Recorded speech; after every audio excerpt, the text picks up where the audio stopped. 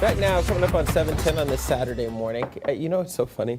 We like to hang out after the show is off. But so yesterday we were going to watch the Mike Tyson fight. Yeah, that didn't happen until so late. That didn't happen, and we have to be here early in the morning. So Yeah. Wesley and Liam don't know what happened. Or do you know what happened? I do know what happened. Don't tell me. Okay. I have to read it at the end of the show. Okay. So I don't know. But anyway, it was nice yesterday. I was appreciating it from inside. It Yeah. looked nice yesterday, and it's going to look nice today. Yes, it's going to look nice today. I mean, the thing about the pattern that we've been in lately has been it's looked nice with the sunshine that we get to enjoy, but unfortunately with the lack of rainfall, it's been kind of an issue when it comes to our drought conditions as well as our brush fire risk, and that continues once again today. So it is a first alert weather day because we do have another red flag warning in effect for all of Western Mass, and that is through 6 p.m. as well, and that does extend all the way down through all of southern New England, even up into southern Vermont and New Hampshire, much of the Hudson Valley in New York State, as well as portions of eastern Pennsylvania and all of New Jersey as well. So a lot of folks in the Northeast are dealing with this high level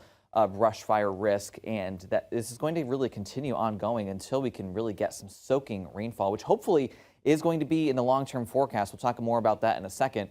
Right now, as we take a look at our wind forecast for the next few days, today is probably going to be the breeziest day, which is why the red flag warning has been issued for today, with winds occasionally topping about 30 miles per hour, especially once you get up in elevation. So the Berkshires are most likely going to see those highest wind gusts, topping probably 30, 35 miles per hour. In the valley, we'll probably be closer to about 25, maybe 30 miles per hour. So overall, for everybody, it's still going to be a breezy day, prompting that red flag warning. Tomorrow, high pressure starts to move a little bit more overhead, so we'll see a little bit of a lighter breeze tomorrow, still about 5 to 15 miles per hour, and then we'll see the breezes start picking a little bit more back up as we head into the day on Monday. Now, as we take a look at the wet weather we've seen so far in November, we do this every single weekend, and you can see not a whole lot of green boxes to add here on the calendar. We picked up just a few light spotty showers last Sunday and Monday, amounting to less than 1/10 of an inch each time. So far we've seen just over 1/10 of an inch of rainfall for the entire month so far. On average to this point, we're at about 1 3/4 of an inch, and we have about an 1.5 inch deficit so far. This data, of course, coming in out of Barnes and Westfield. Let's take a look at the drought monitor. This was updated on Thursday, and that severe drought, which was only across portions of Franklin, Hampshire, and Hampden County, eastern portions of those counties, has now expanded to encompass pretty much all of Western Mass. So that's a 3 out of 5 on that scale.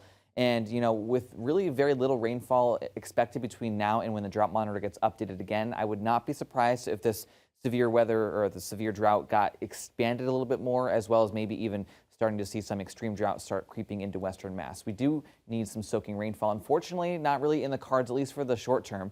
We have the chance for maybe a few very light spotty showers early Monday morning, dry Tuesday, Wednesday, and then we're finally tracking the chance to see some potentially beneficial soaking rainfall by the end of next week. So hopefully that forecast actually pans out and we can get all these things lined up correctly so we can actually get some rain in here. So we have low pressure offshore. We've got high pressure pretty much directly overhead. They're pretty close together, so that difference between high and low pressure, we call that a pressure gradient, really kicks up the breezes for your day today.